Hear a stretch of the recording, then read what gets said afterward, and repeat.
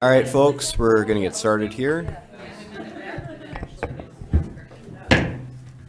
The Monday, February 13th, 2023 meeting of the Marquette City Commission is now called to order at 6 p.m. Please join us for the Pledge of Allegiance. I pledge allegiance to the flag of the United States of America and to the republic for which it stands, one nation, under God, indivisible, with liberty and justice for all. All right. City Clerk, roll call, please. Commissioner Hanley, Commissioner Larson, Here. Commissioner Ottaway, Here. Commissioner Smith, Here. Commissioner Stonehouse, Here. Mayor Pro Tem Davis, Here. and Mayor. Here. Commissioners, I need a motion to excuse Commissioner Hanley due to illness. Mayor Pro Tem Davis. I move we excuse Commissioner Hanley because she's unable to attend this evening. Do we have a second for that motion? Commissioner Smith? I second. All those in favor say yes. Yes. Yes. Any opposed? Motion passes 6-0. Great. Approval of the agenda. We have an agenda in front of us. Do we have a motion on the agenda? Commissioner Smith? I move that we approve the agenda as presented. Okay. And do we have a second? Commissioner Stonehouse? Second, Your Honor. Thank you. Any discussion? No. All those in favor, please say yes. Yes. Yes. Any opposed? Motion passes 6-0. All right, brings us to announcements for the evening. I have two.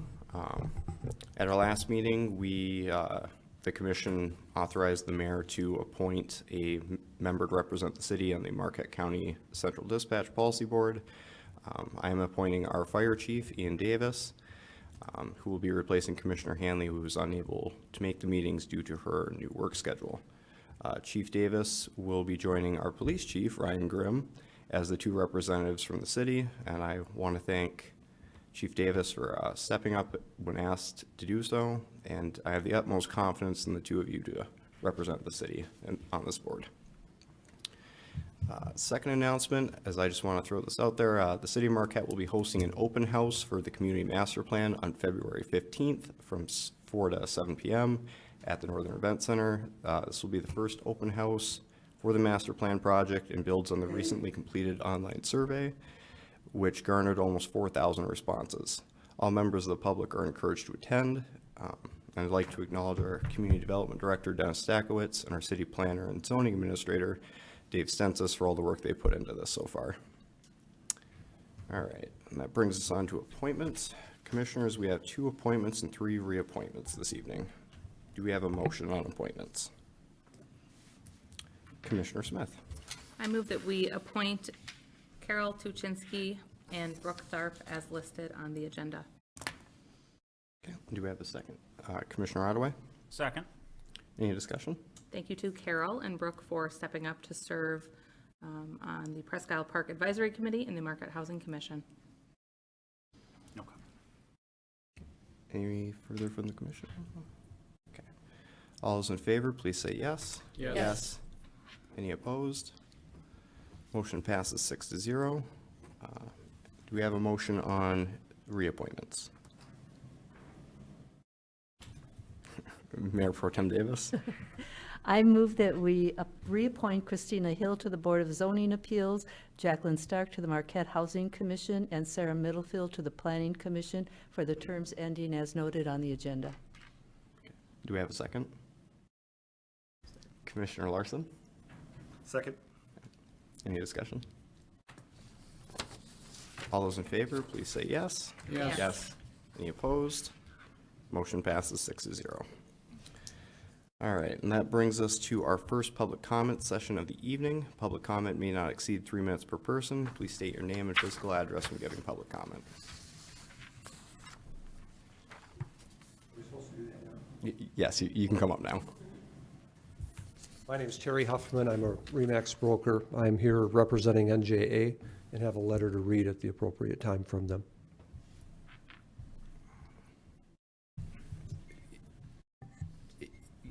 You can read it right now. Yeah. Are we good on the clock? Yeah, we already did. Okay, thank you.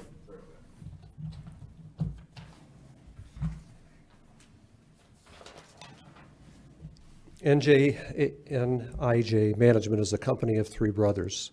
This was written by them. They say, "We are based in the Midwest. We've had a humble start, but with relentless work ethics, a passion for serving others, and a commitment to give back to the state that we call home, Michigan, we have been extremely successful. Throughout the years, we have pursued many business opportunities and paved our own path in various industries. We have been involved in the hospitality business since the early 2000s, successfully completing high-quality, sophisticated hotel projects. Currently, our team has hotel projects underway in Petoskey, Traverse City, and Gaylord, working with brands such as Marriott, Hilton, and IHG. We have the understanding to bring great experiences to our guests in Northern Michigan. Since 2021, we have visited the city of Marquette numerous times and met with local business owners to further gain an understanding of this great community. We have worked with a local real estate broker, a local architect, and a local bank, since we understand the importance of not only investing in a community, but investing in the people of that community. We have had multiple conversations with concerning South Lakeshore Boulevard, and are extremely excited about this opportunity, working with one of the most premier hotel brands, the Hilton. We have been approved to build a Home to Suites, an extended stay hotel, which has been one of the fastest growing brand products in Hilton's history. The hotel project will bring millions of dollars in investment to the city, improve and diversify the tax base, and increase tax revenue. Additionally, this job will bring jobs to the residents of Marquette, not only by employing Marquette residents for managers and staff, but we will also be looking to hire local contractors throughout the construction process. A new hotel in Marquette will drive innovation and healthy competition. When companies compete for customers, it generally leads to a higher quality of service and greater variety. NJA Management is a family-owned company, not a venture capital firm. We are actively involved in the day-to-day operations of our properties. We routinely visit our sites to ensure that our employees feel well-trained and supported. We have great respect for the city of Marquette and to preserve nature, and we will strategically work with our team to ensure the area's beauty is maintained. Sir, that's 3 minutes. Can I have just like 30 seconds? I can't, unfortunately. Okay. Thank you, though. Is there anyone else for public comment?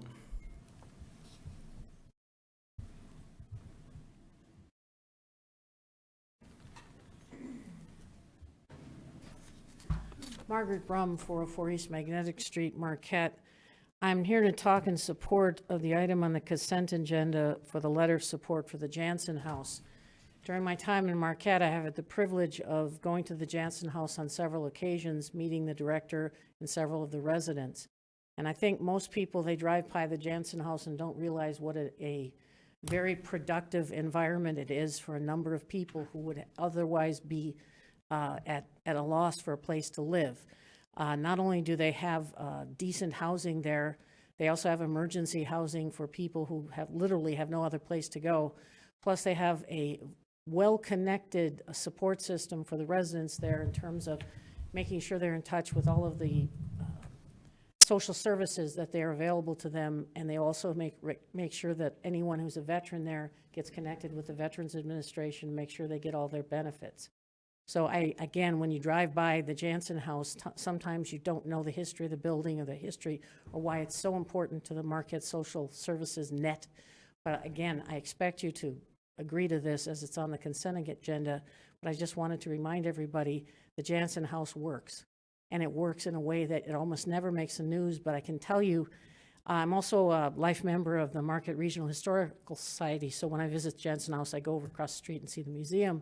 I was mentioning where I was one time, and the person behind the counter said, I didn't prompt her, said, oh, they're great neighbors. They're great neighbors. I said, what do you mean? She said, well, you know, the guys, they come and go there, they're great neighbors, but they keep an eye on our neighborhood. And several times they've notified the police that there could be issues around the building, the Regional Historical Society, because they see people they know don't belong in the neighborhood.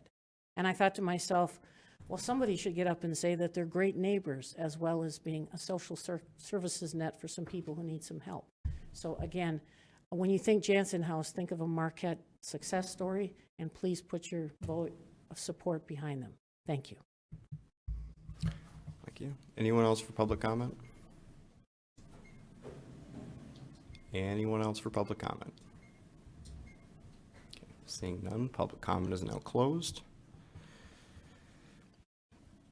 Which brings us to our one presentation for the evening, which is the Peter White Public Library Board by Director Andrea Igmeyer.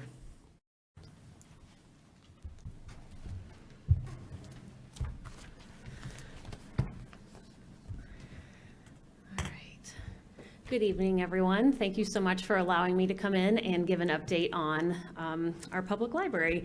Again, the mission of the Peter White Public Library is to enrich the community through access to library services and cultural opportunities. Little background about the establishment of the Peter White Public Library. We are a city library established by Peter White in 1871. We have a unique establishment type. We're one of 2 libraries in the state that are established not using the list of ways that you can establish a library. We moved to our current location in 1904. We are millage funded. We have a 1.5 operating millage and then a 0.5-ish bond millage. We also have township contracts. We have 5 townships that we have contracts for service with. Those contracts are for one mill, and they're voted on every 2 to 4 years, depending on the township board and what they prefer. This is our governing board appointed by you all. I want to thank you so much for continuing to appoint such active and engaged board members. It really makes my job a lot easier to have a board that I can rely on and that I know are really looking out for the best interests of the library and the community as a whole.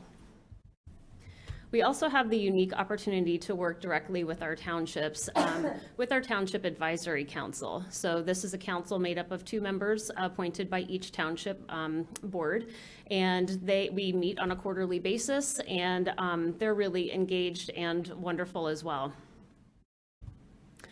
So a little quick word about our staff. They are really the heart and soul of the library. They're truly our greatest resource. They are what makes Peter White the great library that it is.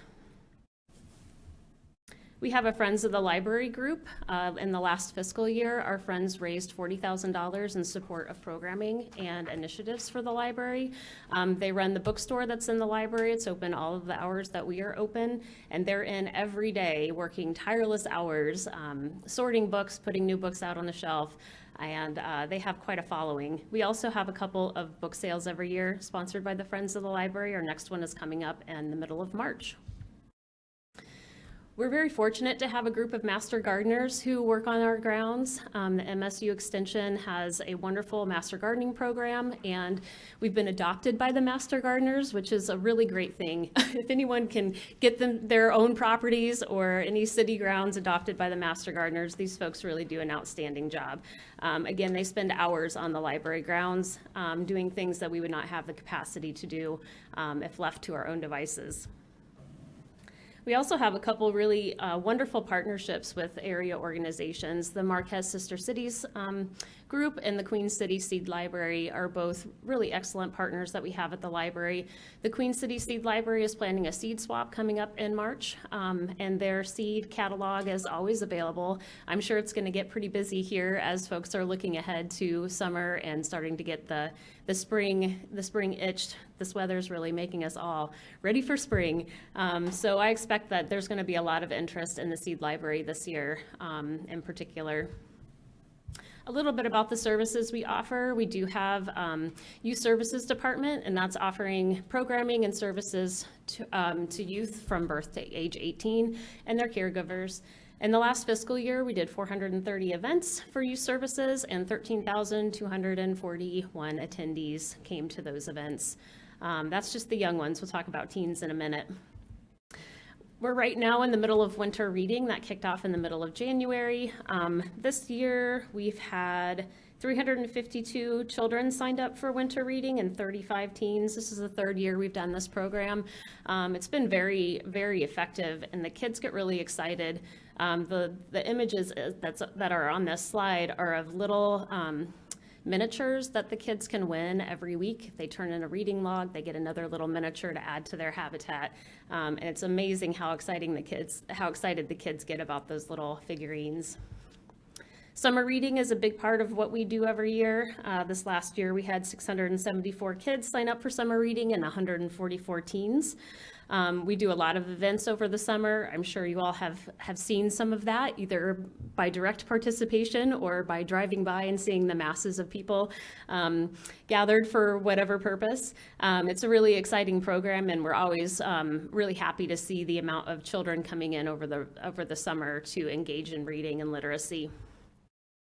Our dramatic PlayStation is something that we started a couple years ago. This is some equipment that we started out with, some repurposed equipment, and then our friends were able to give us some nicer equipment to make these dramatic PlayStations. It changes out about once a month, and we've had taco trucks, you see the pancake diner, the farmer's market, we've had tree stands. The kids get really excited about this. It's really the same things over and over, but we give it a little bit of a twist, and the kids are always really excited to see what's going to be the next dramatic PlayStation. Our youth services for teens, grades 5 through 12. This last year, we had 60 events and 1,300 attendees. That bottom picture is the last dance that we had, the Yule Ball, the very successful dance. We had over 200 kids show up for that. We also had our second annual prom dress swap just last weekend, and we gave away 30 prom dresses. Next year, we're planning to expand this to ties and vests and suit jackets so that everyone has something that they can get for the prom. It's been a very successful program, and these young ladies that you see on this slide, they were some of our volunteers who were helping to promote some of the dresses that we had available for pickup. We also started a couple Dungeons and Dragons groups at the library. This is sponsored by Iron Golem Games, so they're doing the DM for us, and the kids are really engaged and excited. These programs are really a way to engage a population that's maybe not excited about other things at the library, and it's been really successful for us. Talk a little bit about what we do for the adults too.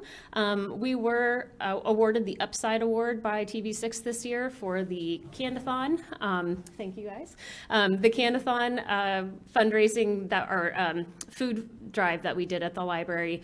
And we're always really excited to participate in community events like that help to really engage our community. We are providing COVID-19 self-tests for free. You can pick them up at the front desk of the library. I know we'd all love to never need a COVID test again, but they are available at the library if you find yourself in need. In the last year, we did 230 adult events with attendance of 5,717. Some of our checkout stats are here. Really, the one that I want to draw the most attention to is our electronic material checkouts. That's 51,400. Those are all of our e-resources, and I'll show you a few of those in a minute, but that uptick in circulation has been really dramatic as people get excited about some of the digital resources that we have. Our adult programming, like I said, is in full swing. We've been having lots of music concerts. We did the Winter Wonderland Walk again. A lot of literacy-focused programming and adding crafts for adults. It's all been very popular, and we're always excited to take new suggestions from the public about what kind of programming they'd like to see at the library. These are some of our digital resources. I could talk for an hour about each of them. I won't do that because I'm trying to make this in 10 minutes. But we have a lot of streaming services. Some of them are recreational. Canopy is streaming video, Hoopla is streaming video, ebooks and e-audiobooks, and Libby is ebooks and e-audiobooks. Mango's language learning. We have the New York Times, and investment. Value Line is an investment platform. The Mining Journal digitization is a really exciting project that we've been working on with the donor and Northern. It's hosted at Uplink, which is through the Northern Archives, and right now we've got 1868 through 1955 digitized and available through Uplink. Those are really nice, a nice way to access the mining journal. It is a little tricky for searching, so I would encourage anyone who is interested in using Uplink and is struggling to get good search results to come talk to us, because it kind of relies on old Boolean searching, and that's something that a lot of people aren't familiar with anymore. Google has made us make the searching very easy, and kind of made us forgotten how Boolean searches work. So the library is always happy to help folks who are looking for materials in the Uplink platform. We also have a memory lab and sound booth. Those images are actually reversed. I noticed today after I'd already sent you all the presentation, but the memory lab photo is to the right, sound booth is to the left. The sound booth was installed from the Superior Land Library District, or Superior Land Library Cooperative and Great Lakes Talking Books program, and it's a legitimate sound booth. So you can come in and record using programs and equipment that we have at the library, record digital files. The memory lab is a great way to digitize old AV materials. So if you have slides, VHS, Betamax, records, anything like that that you would like to bring to archive in a digital format, you can use our equipment to do that. The Library Things collection is growing, and that's a collection of actual items that we check out. We have telescopes, ukuleles, cake pans, Polaroid cameras, microscope, all kinds of things in that collection. And we're really trying to focus on items that you only use periodically and you don't necessarily want to have in your house taking up space and or pay for. So the Library Things collection is growing. We're always taking suggestions from the public about what items they would like to see show up in this collection. We do have a podcast. It's on its 3rd year. We have over 90 episodes. It's a great way to find out what's coming up at the library, get book recommendations, and it's just kind of silly. So if you're a podcast lover and you want to listen to information about the library, that might be one you want to check out. We have several meeting rooms at the library with integrated technology, and that are just rooms available for use. They are getting busy again, so if you have organizations that you work with and you'd like to reserve a room at the library, I suggest you do so as quickly as you can, because they're filling up fast. We do book 6 months out on those rooms. A really exciting partnership that I would like to, I'm sure you've heard a little bit about from the Arts and Culture Office, but we're working directly with Arts and Culture right now on a public gallery program. And so this has kind of been building over the last couple of years as we work with Tina and her staff to make the arts experience at Peter White a little more fluid. We're taking it to the next step with 2024. So we are, a call to artists is out right now. It'll be out through March 31st. And anyone who wants to have an exhibit in the library in the year of 2024 needs to apply right now. And so the DO Gallery and the Huron Mountain Club Gallery will be co-promoted. We'll have our exhibits, our artist receptions on the same night. And so we found that to be very effective, and people really enjoy being able to come in and get a couple of different receptions at the same time, communicate with a lot of different artists, and we have found it to be a very great partnership. So books, we still do a lot of books. Can't go through this whole program or this whole presentation without talking about books a little bit.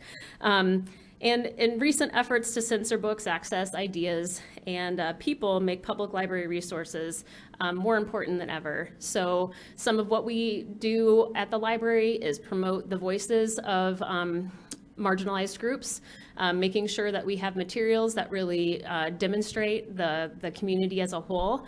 And we have several book clubs, book groups that we run at the library as well. So we have a lot of thoughts about books, and we're always happy to talk about books. So if you ever have any interest in just coming in and talk to us about books, we love that. This kind of goes along with the whole censorship thing as well. A truly great library contains something in it to offend everyone. It's one of my favorite library quotes. And, you know, it's interesting, in a recent interview with Mayor Mayer, he discussed the need for more UP organizations to work together and work collaboratively. And with limited resources and certainly no shortage of important community issues, I think that's a wonderful goal for our community, for us all to work together in partnership to handle some of these tricky situations. a little bit about our funding. We are funded primarily through property taxes, both city and township. That makes up about 3/4 of our budget. Our fundraising efforts provide about 10 to 12% of our budget. And then on the expense side, you can see that wages and staff benefits is the biggest part of our budget. It's not uncommon for a public library. We run about 70%, and then the remaining, everything else has to go into the other 30%. We did just recently complete a strategic planning process. These are our 3 strategic priorities: service, sustainability, and expertise. You'll be hearing more about that as we finalize our goals for the next year and come up with our action plan. We did just generate a great new choice of e-newsletters, ways to connect to the library. All of these choices are on our website, and I encourage you to sign up for any e-newsletters that you would be interested in. We're trying to target our communication to the public so they're only getting the information that they're really interested in based on how they use the library, rather than sending out great big newsletters once a month that try to fit everything in. We're really trying to break it out and ensure that people get the information that they're really interested in. That's all I really have. I want to thank the City Commission for continued support, and I'd be happy to answer any questions that you might have. Commissioners, do we have any questions? Commissioner Smith? I don't have any questions, but I did want to thank Andrea and her staff for the many years of creativity through some turbulent times, both maybe socially with COVID and financially. You continue to provide excellent service and programming for folks of all ages in our community. Thank you. Thank you. Any other questions or comments? Commissioner Stonehouse? Thank you. Thank you for what the library does. Thank you for what each librarian does. And in previous years, I refer to them, I think, as the Jedi Knights. And they truly are. And I must reiterate once again, too, that a library is really nothing but a pile of stone. It's filled with books on the inside.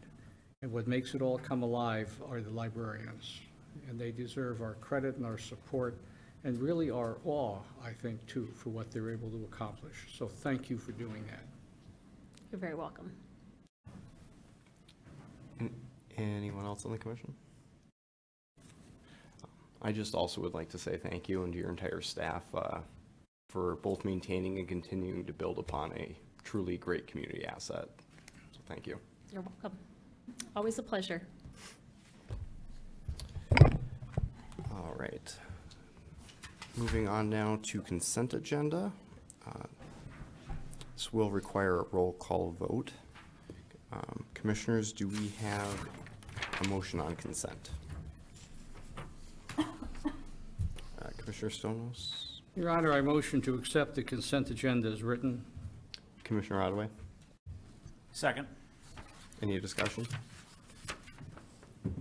No discussion. Seeing none, all those in favor, sorry, Aye. City Clerk, roll call vote, please. Commissioner Larson, Yes. Commissioner Ottaway, Yes. Commissioner Smith, Yes. Commissioner Stonehouse, Aye. Mayor Pro Tem Davis, Yes. and Mayor. Yes.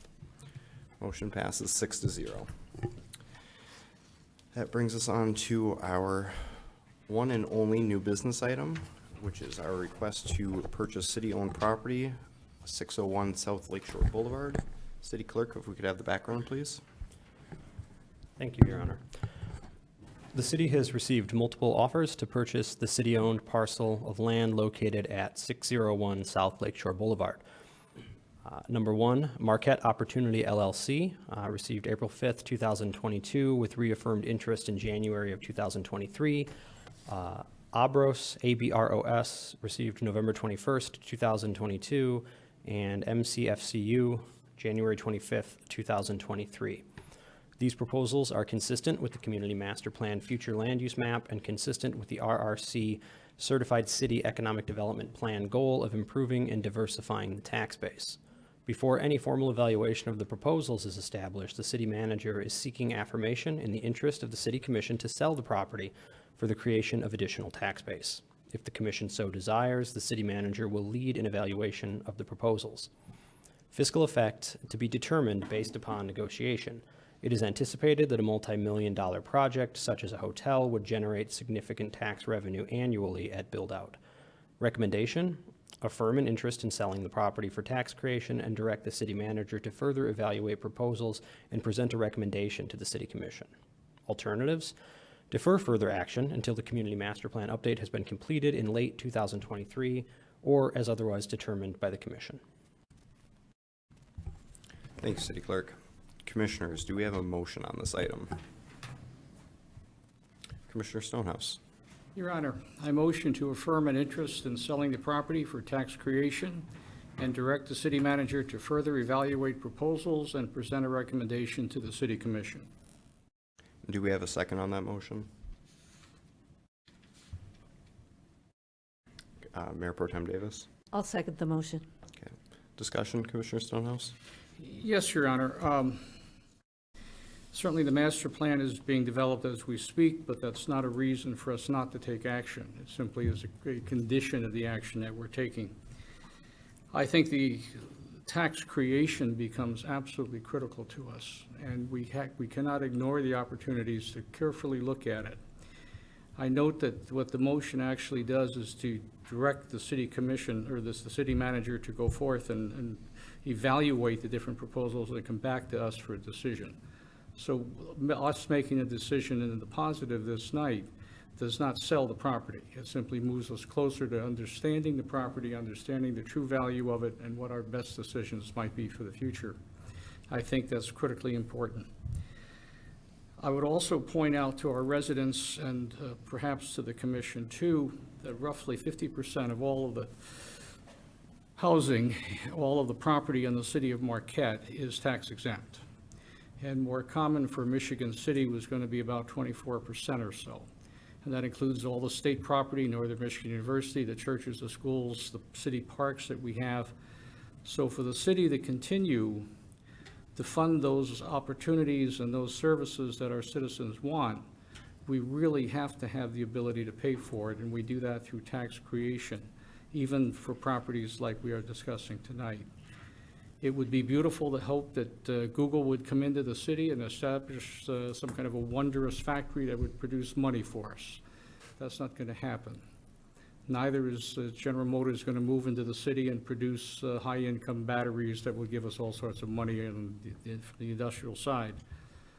We have to be more careful in how we can create our tax base, and this is, I think, a wonderful opportunity to take a good, hard look at it and determine what action we would want to take.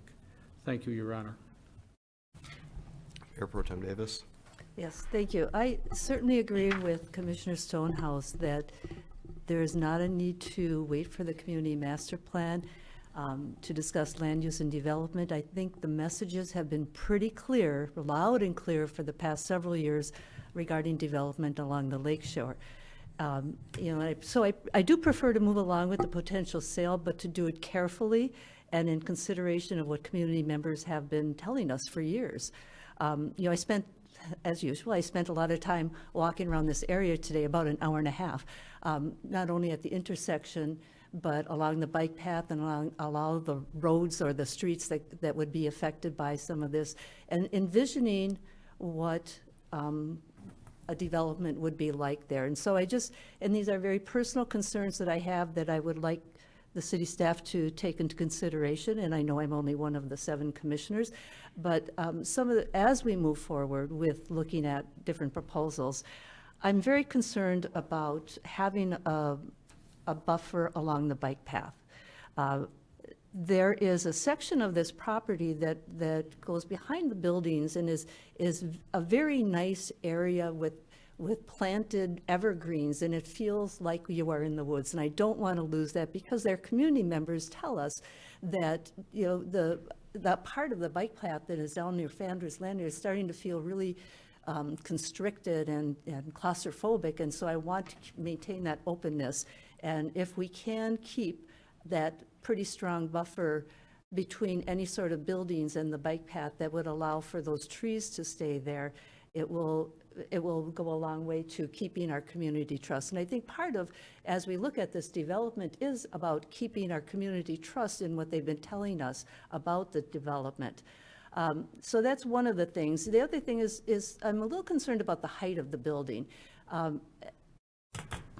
know that that property was pretty contaminated, and then one of the parcels of Founder's Landing added some contamination, and then we added a couple feet of fill so that they could be sitting there for a while. So I'm concerned, and I don't know anything about the development, but would we need to put an additional dirt, soil on top of that before we start building? And so I'm wondering about the elevation overall of this particular development.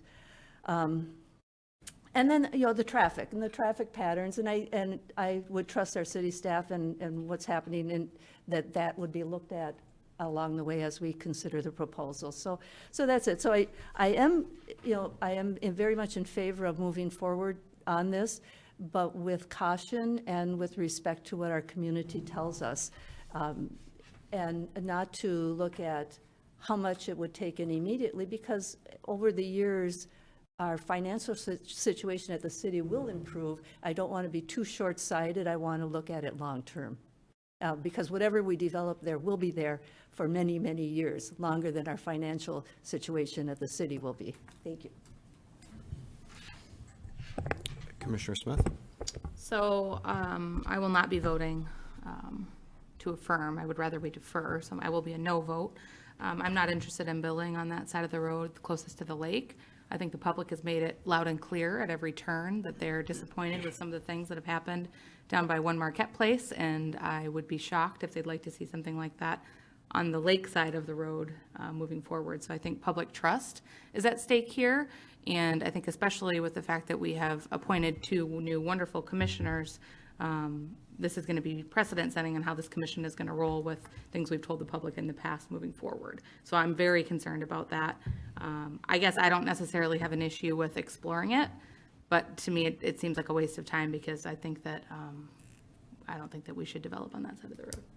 So I will be a no vote. I personally think that the character of Marquette would be negatively impacted by developing on that site.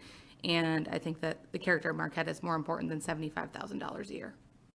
Thank you. Any other comment from the commission? Okay.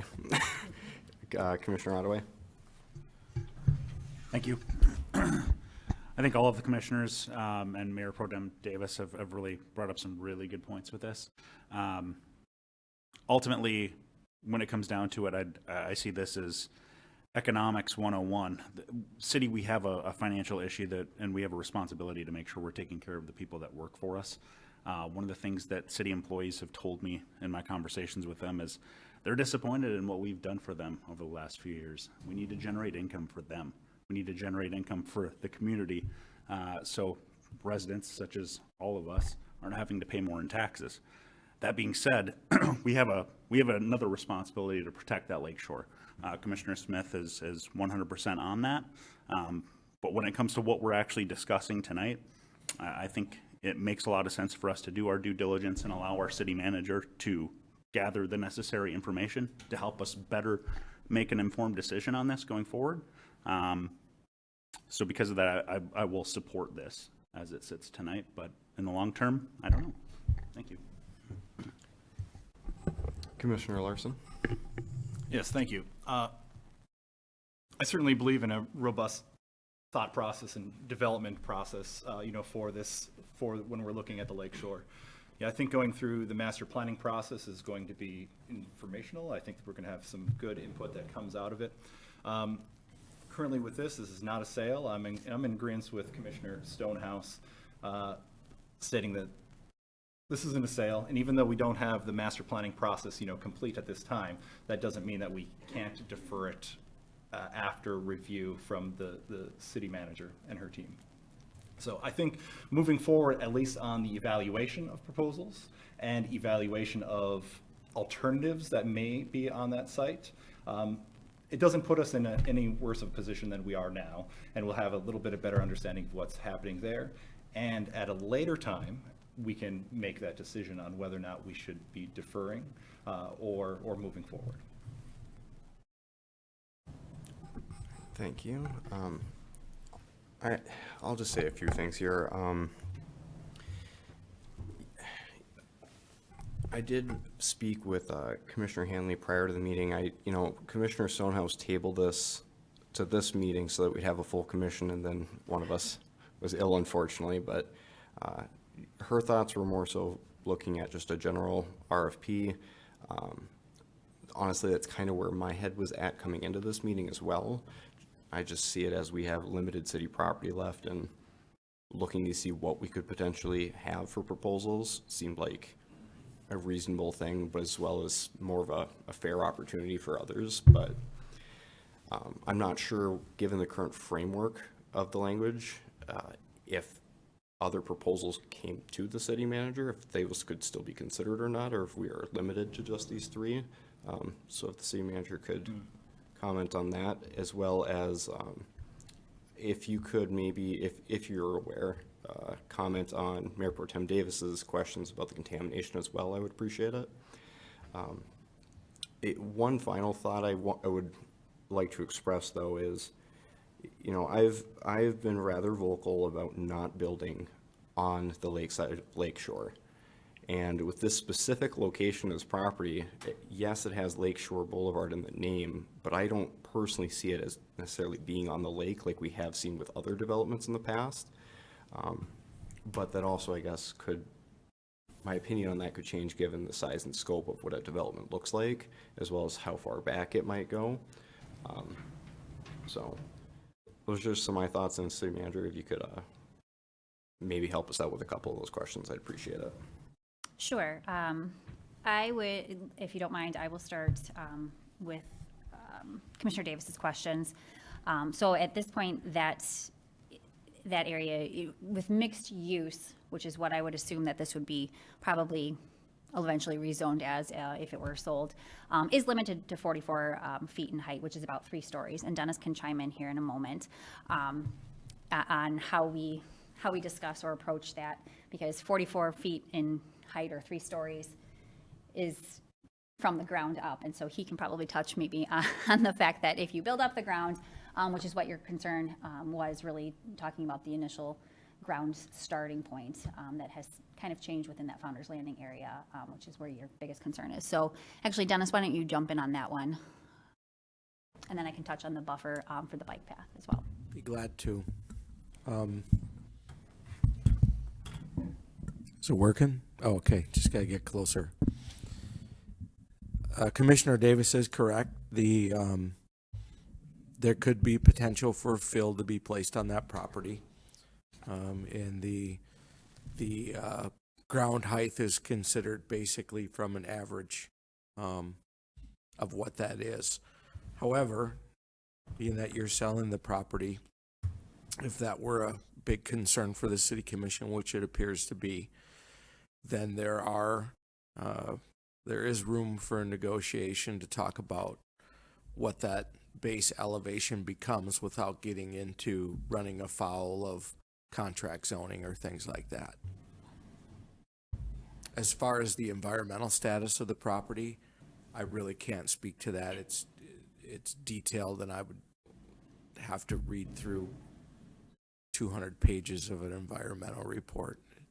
That's probably above my skill set, but we know it's contaminated and it does need some mitigation.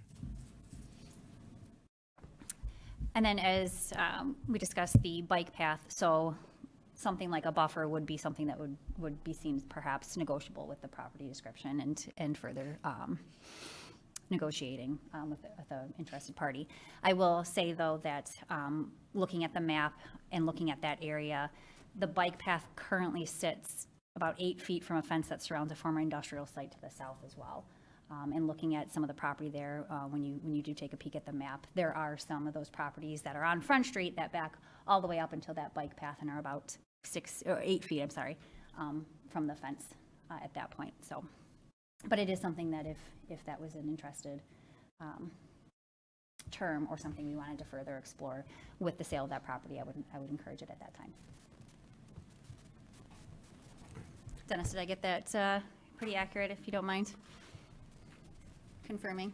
Yeah, absolutely. There's room. You know, again, if you were to move forward with the sale of this property, you can negotiate the size of the parcel and what the city keeps for itself and so on and so forth, and what that looks like between the bike path and the property. Perfect. And then the motion, I believe, that is out there right now on the floor is really to further evaluate proposals, not necessarily the 3 proposals that we have here.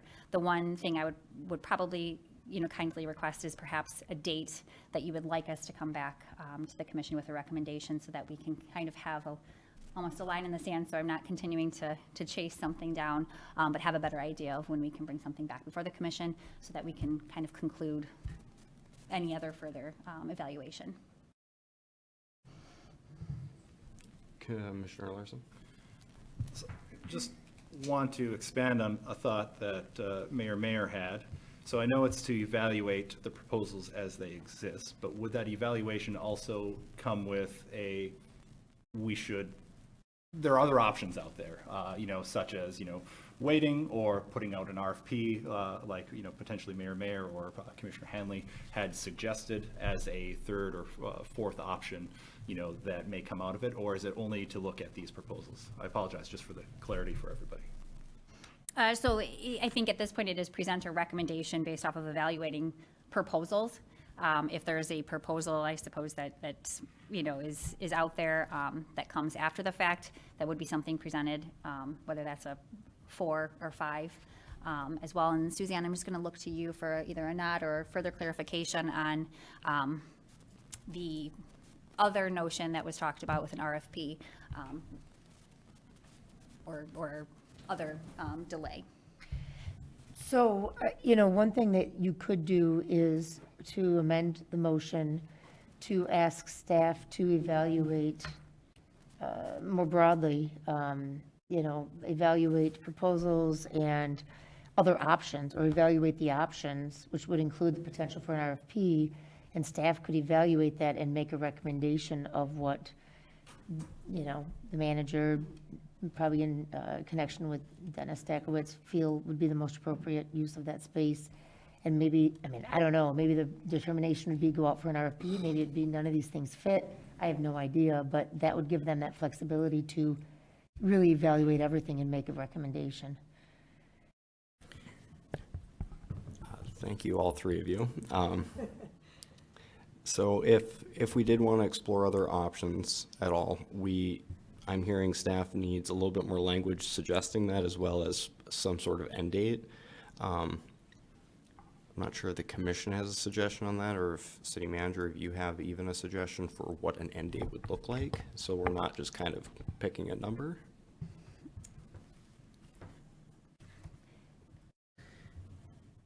I'm looking just at a calendar, only because we know we have several things coming before us. I would say, obviously, the turnaround to the next meeting is not feasible at this point, given the fact that we have quite a bit coming down the pike. But I would look at probably the March timeframe. So if you would like to punt it to the March, perhaps March 13th meeting, I think that is reasonable. Great, thank you. Commissioners, do we have further discussion on the current motion or any amendments? And if anyone needs it repeated again, I'll probably ask our city clerk to do it anyways.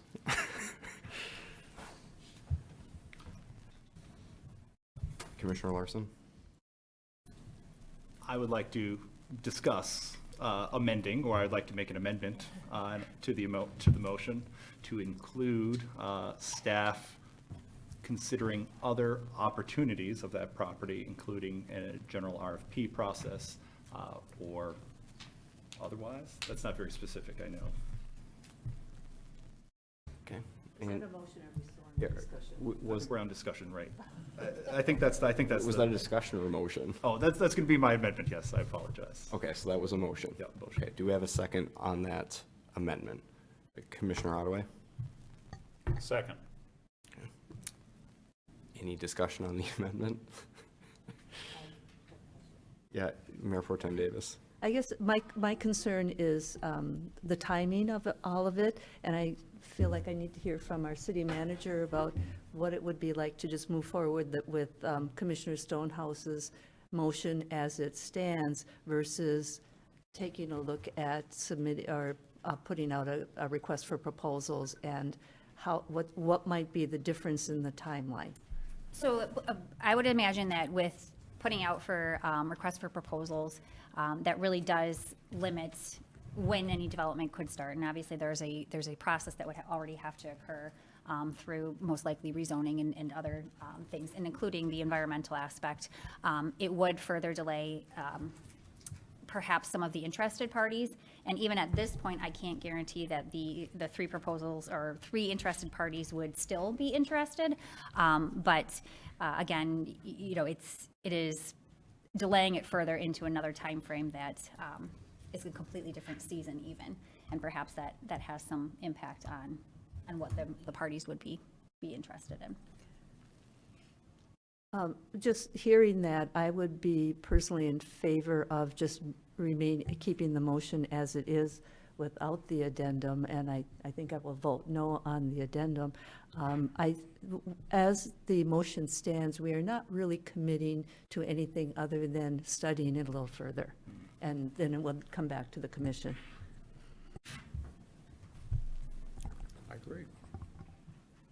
Do you want to say that? No, Your Honor, I would certainly agree with the Mayor Pro Tem suggested, that we keep it to the original motion. And if the original motion does not in fact work for us later when it comes back, then we can do whatever we wish to at that point. In other words, by keeping the original motion, we are not cutting off future activities. We are not saying maybe we want to look at this differently or make a whole different change in it.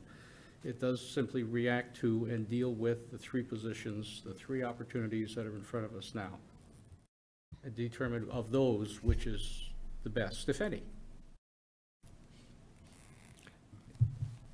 I think the only thing I would add with that is, although I understand that, at the same time, I feel as though if we're putting it off longer to then maybe consider it later, we're pushing that timeline back even further.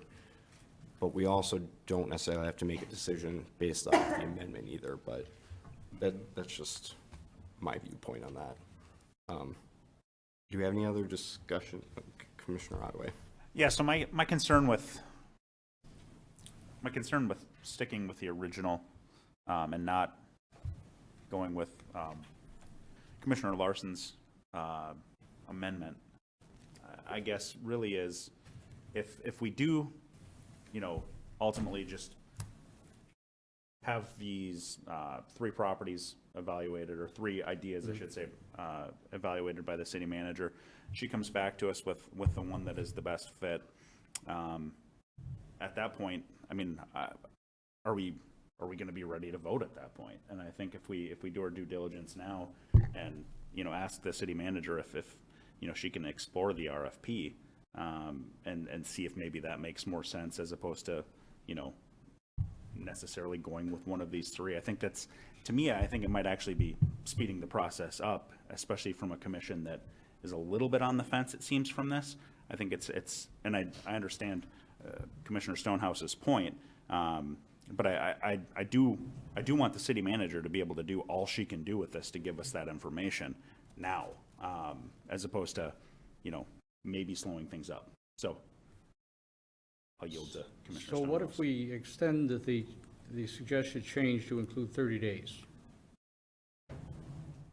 So we have 30 days to do the evaluation of whatever we have. In other words, if there's an RFP that comes in back, it's got to be within the 30-day window. Same way we would do for any property. We establish a deadline, and deadline, whatever comes in is what we look at. If we don't like any of them, we still don't like any of them. Commissioner Larson?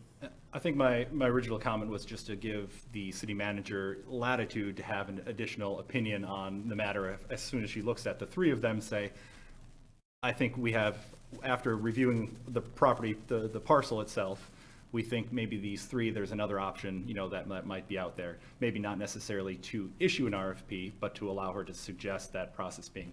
I certainly would agree that you putting a time limit on it would make sense. No, it doesn't have to be a formal RFP. Again, we can allow that within her general guidance given within the document. But it does give her the ability to expand it a bit if she wishes, if there's people knocking at the door, and it does give her some finite point of stopping. And I'm going to look at our city attorney. If This was easy. hypothetically Commissioner Larson or Commissioner Ottaway would want to entertain that, how can they make a friendly amendment to do so? So legally, there is no friendly amendment. Okay. But, you know, basically, I mean, it becomes a little bit awkward, but they could amend their motion to amend and just vote on that updated motion.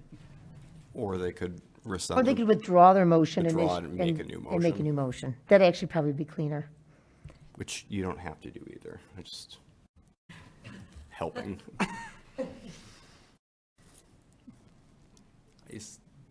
As it stands right now, is there any discussion on the current motion to amendment? Okay. City Clerk, could you read to us the love to. amendment on the floor? Absolutely. So the original motion was to affirm an interest in selling the property for tax creation and direct the city manager to further evaluate proposals and present a recommendation to the city commission. There is a motion to amend that by Commissioner Larson, seconded by Commissioner Ottaway, to include staff considering other opportunities at the property, including a general RFP process. So the vote would be just on that second amendment at this point. Was not it implicitly, was not the implication that we added 30-day, That was not part of the motion, no. It was not. but that was implicit within the spirit of the motion?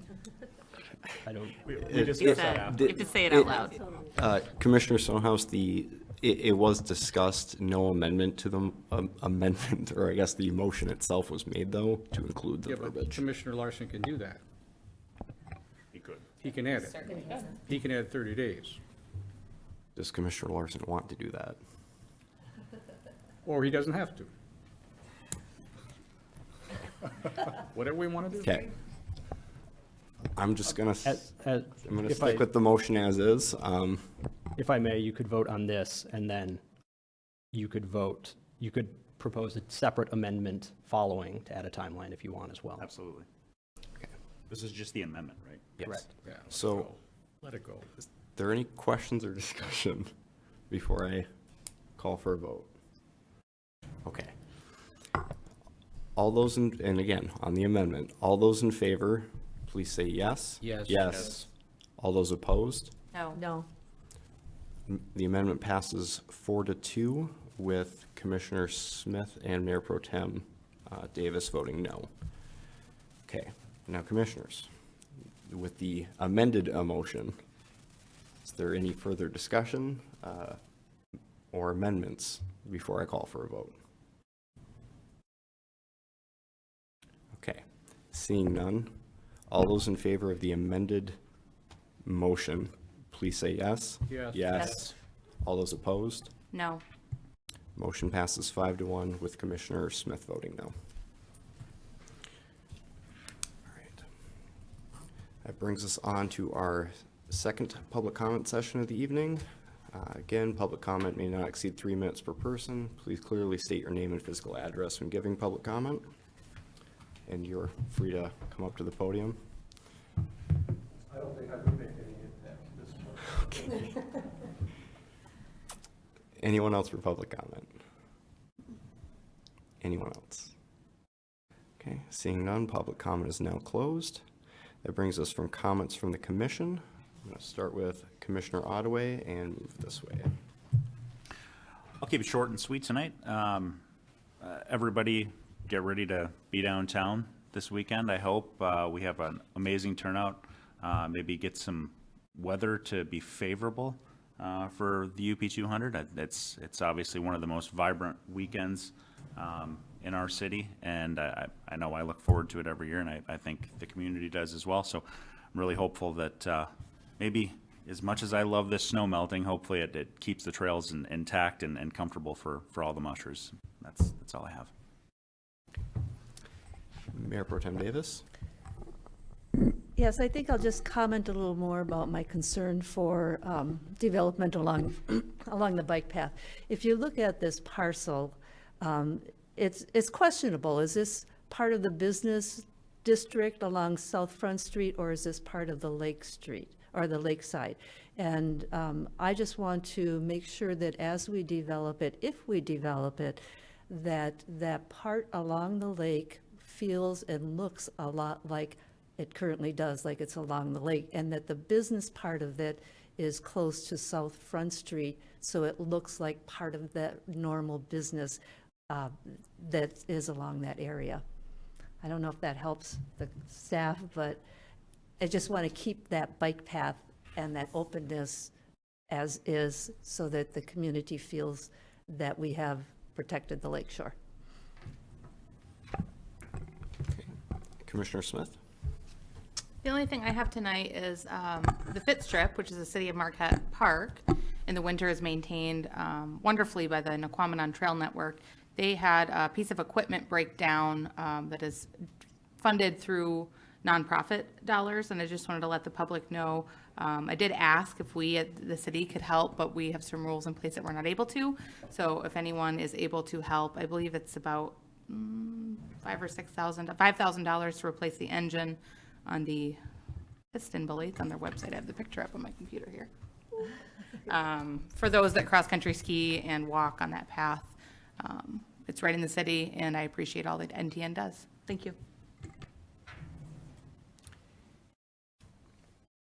Thank you, Rhonda. Just a couple of quick hits. If anybody can remember way back to when the original plan was done for Founder's Landing and along Lake Shore, and where it made that turn and coming on out there back onto Front Street again, the original activity, the original construction to be done in that little parcel of land we're talking about was the little strip mall.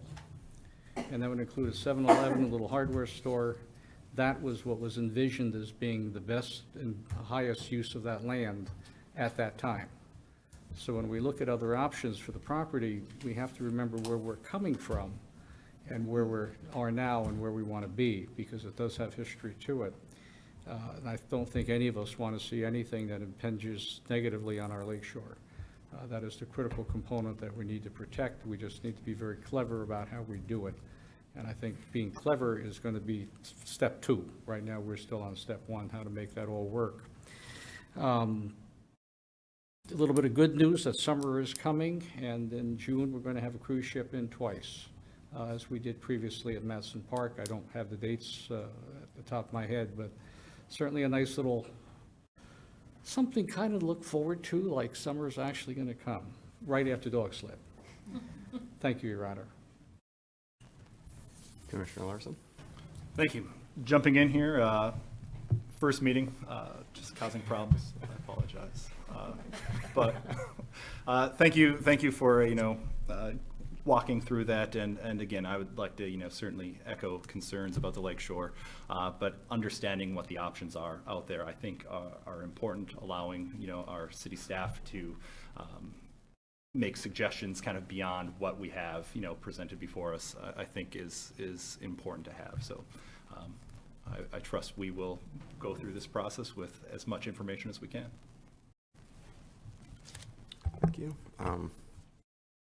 Well, I thought this was a good meeting. I enjoyed the amount of discussion that we could have on, our one new business item. And it's also great to see our 2 new commissioners both being eager to jump in and join in discussion. I think I've already shared my thoughts on this, but I think all of us on the commission feel strongly about making sure we're still protecting the lakeshore, and I think those thoughts were received and understood. But I don't see there's any harm in us exploring our options or possibilities there. One last thing I want to throw out there is our police chief, Chief Grimm over there. He does an event monthly called Coffee with a Cop, and I'm very excited to be his guest this month. And we're going to be at Provisions on February 15th from 8:30 a.m. to 10 a.m.